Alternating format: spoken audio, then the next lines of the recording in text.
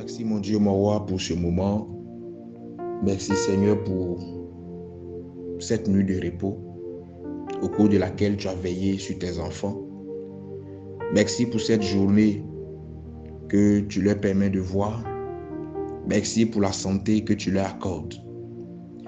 Dieu Tout-Puissant, ce matin, nous voulons démarrer cette journée dans ta présence, au pied de ta parole. Je prie que tu viennes parler à tout un chacun de nous.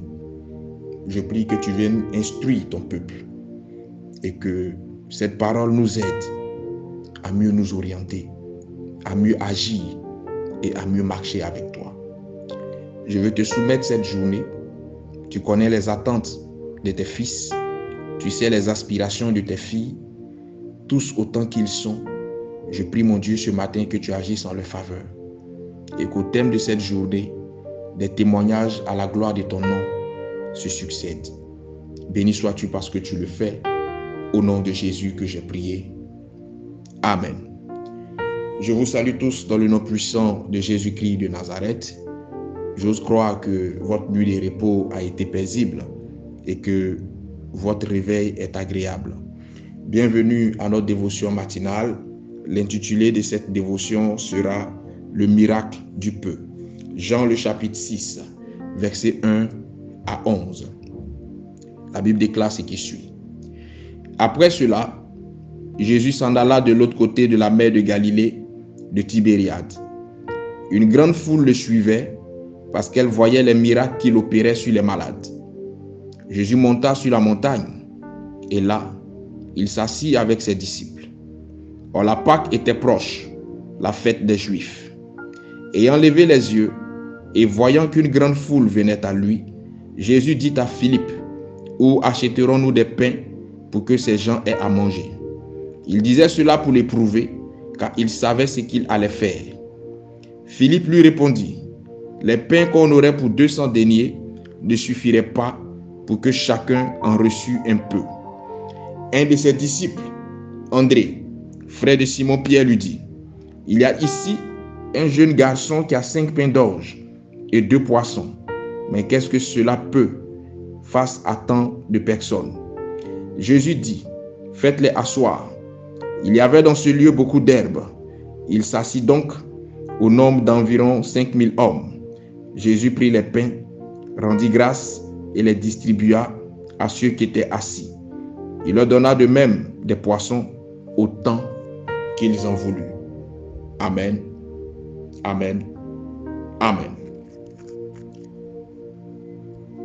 Lorsque tu écoutes ce passage ou lorsque tu le lis, tu conviens avec moi que nous prions et nous adorons un Dieu puissant.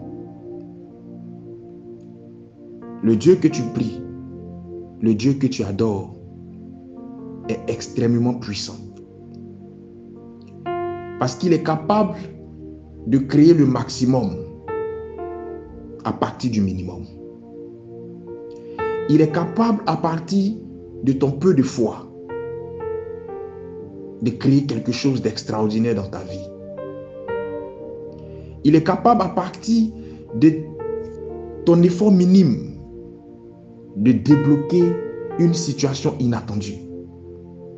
Il est capable à partir de ce petit temps de prière que tu pourras observer au devant de sa face, à partir de cette petite vie de consécration, il est capable d'agir de fort belle manière. Lorsque tu comprends ça, tu évites de voir la petitesse de Dieu face à la grandeur de tes problèmes.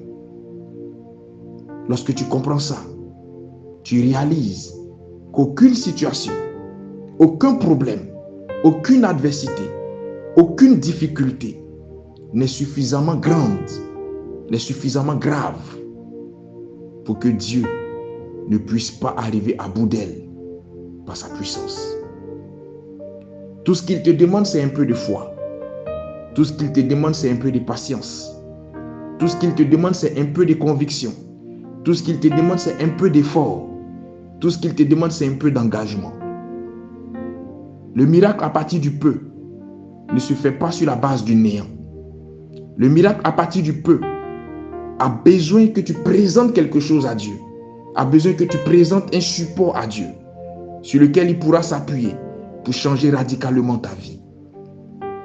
Dieu n'est pas un magicien, Dieu n'est pas un marabout. Dieu a besoin que tu fasses des efforts. Dieu a besoin que tu lui présentes quelque chose.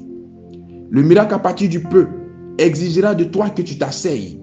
Parce que lorsque nous avons lu ce passage, Jésus-Christ a demandé qu'on fasse d'abord asseoir la foule.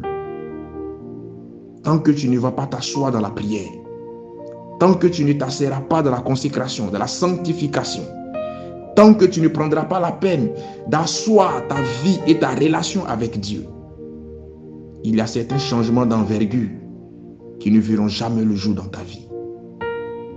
Et lorsque la foule a pris la peine de s'asseoir, il a élevé le pain, il a rendu grâce. Il y a des choses que Dieu a besoin de façonner.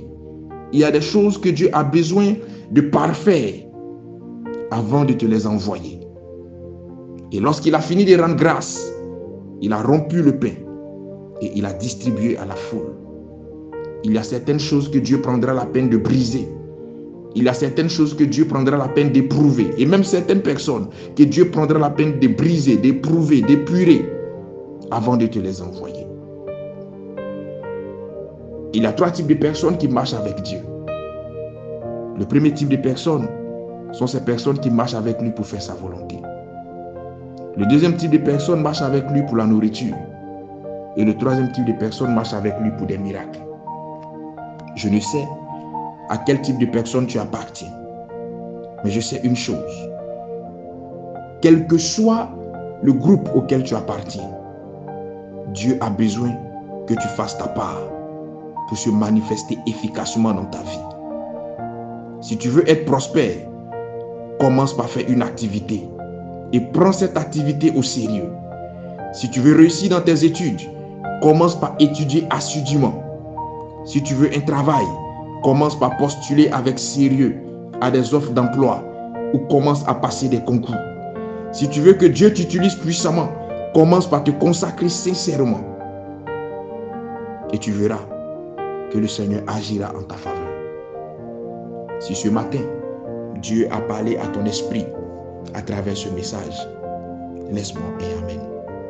Je prie que le Seigneur te garde et que sa grâce soit avec toi. Shalom chez toi.